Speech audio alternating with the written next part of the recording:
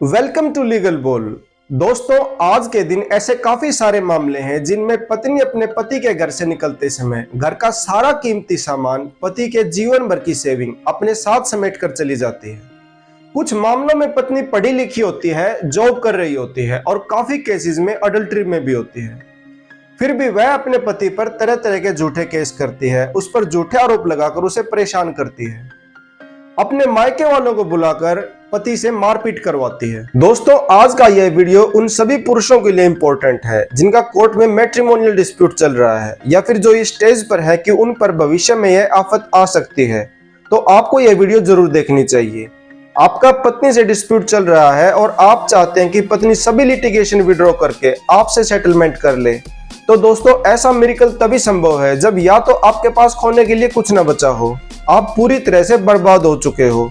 या फिर आपने भी काउंटर केस करके उस पर प्रेशर क्रिएट कर दिया हो। जब तक आप अपनी पत्नी के खिलाफ कोई काउंटर केस फाइल नहीं करते, तब तक आपके कॉम्प्रोमाइज के रास्ते बंद रहेंगे। आप इस उम्मीद से हाथ पर हाथ रखे बैठे रहना कि समय अपने आप सब ठीक कर देगा, और समय कब आपके विपरीत होता चला जाएगा आपको पता भी नहीं चलेगा।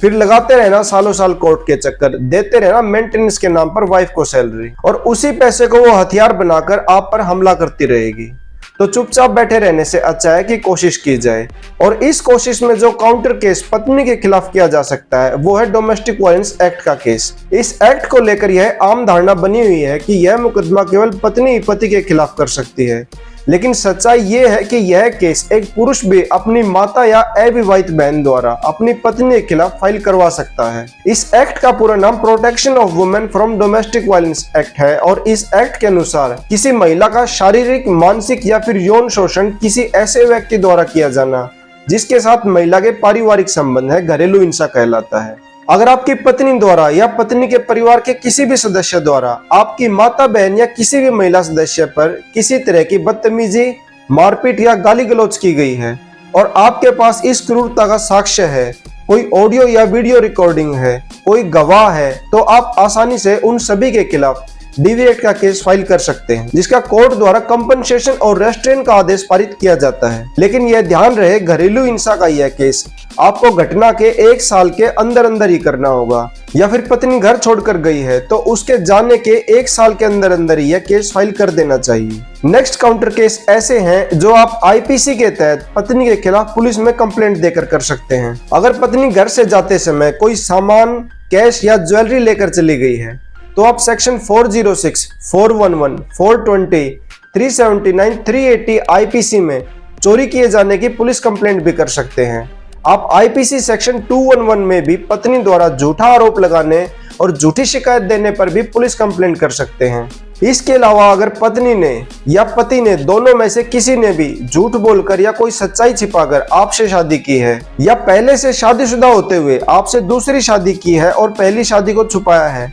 तो आप आईपीसी सेक्शन 494, 495 में भी पुलिस कंप्लेंट कर सकते हैं। अगर पत्नी या पत्नी के परिजनों द्वारा आपको झूठे केसों में फंसाने की धमकी देकर कोई रकम मांगी गई है और आपके पास इसका कोई साक्ष्य है, तो आप आईपीसी सेक्शन 383, 384 के तहत पुलिस में शिकायत दर्ज करवा सकते हैं। अगर पुलिस आपकी शिकायत पर एफआईआर दर्ज नहीं करती है तो आप सीआरपीसी सेक्शन 156 सब सेक्शन 3 में डायरेक्ट कोर्ट में कंप्लेंट केस फाइल कर सकते हैं। इस सेक्शन के तहत कोर्ट को शक्तियां दी गई हैं, जिसमें न्यायालय को अगर यह लगता है कि आपकी शिकायत पर एफआईआर दर्ज की जानी चाहिए तो न्यायालय ऐसे संबंधित पुलिस अधिकारी को मामले की जांच के आदेश दे सकता है, या फिर न्यायालय स्वयं भी मामले का संज्ञान ले सकता है।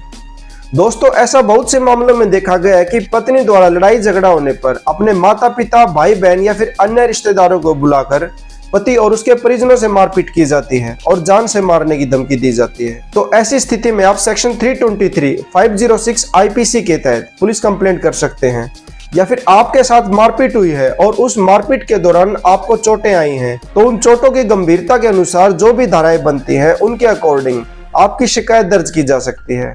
चोट लगने की स्थिति में सबसे पहले आपको अपने नजदीकी सिविल हॉस्पिटल में अपना मेडिकल जरूर करवाना है, और इस मेडिकल रिपोर्ट की एक कॉपी पुलिस को देनी है और एक कॉपी आपको अपने पास रखनी है। दोस्तों, अगर आपको मेरी यह वीडियो हेल्पफुल लगी हो तो वीडियो को लाइक और शेयर जरूर करें, साथ में नोटिफिकेशन बेल का बटन जरूर प्रेस करें ताकि आप समय समय पर सरल भाषा में लीगल इंफॉर्मेशन से अपडेट होते रहें।